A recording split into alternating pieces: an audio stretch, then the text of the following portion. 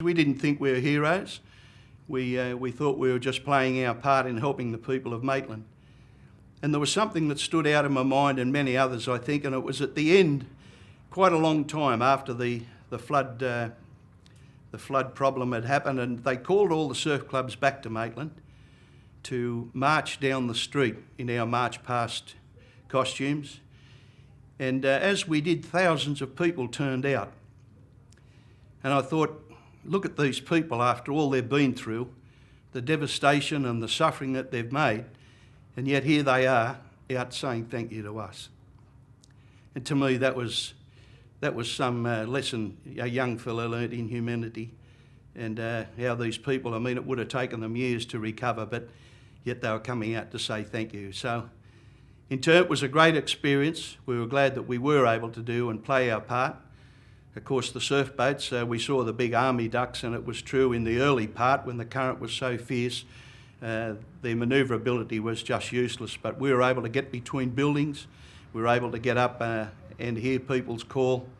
We rode across fences and scraped through the wire, and those sort of things, it helped us, bringing help to others. So yeah, in all, a great experience. It was something that stood in our minds as young fellows, and I think it made us better lifesavers and better people in the end.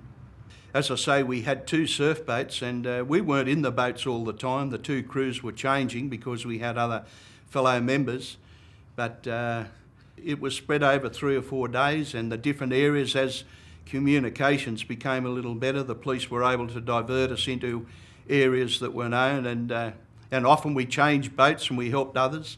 As I say, this longboat, we just relieved someone else that was rowing it and took over to surf club fellows because we had the experience in surf boats. But no, there would have been many instances that different ones would recount. I know there was one instance where we had a great sweep. He was known as Roy Wacka Walker, the late Roy Wacka Walker. He was Australian great sweep renowned, and Frank Darcy would remember him. And we had to row across the river. Of course, it wasn't racing at this time. This was a day or so later. And we had to pick a group of people up.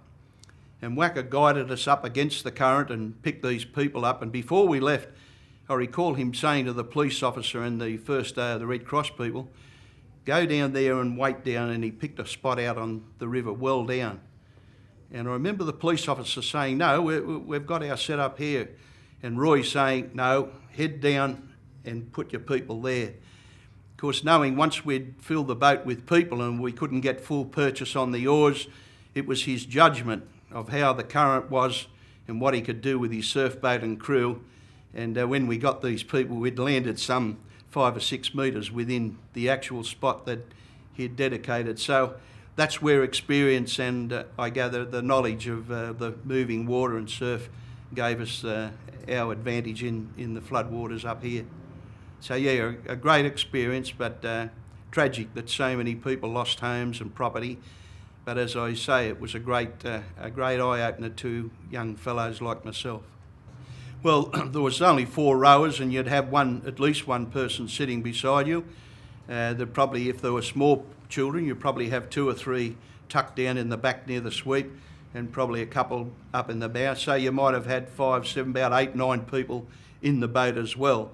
But again, as the current in the areas where the river was still flowing rather swiftly, that determined just how much you loaded the boat. And of course, when we loaded the gear in, we had, well, every area was taken up with milk crates and egg crates and milk cans when we went to the hospital.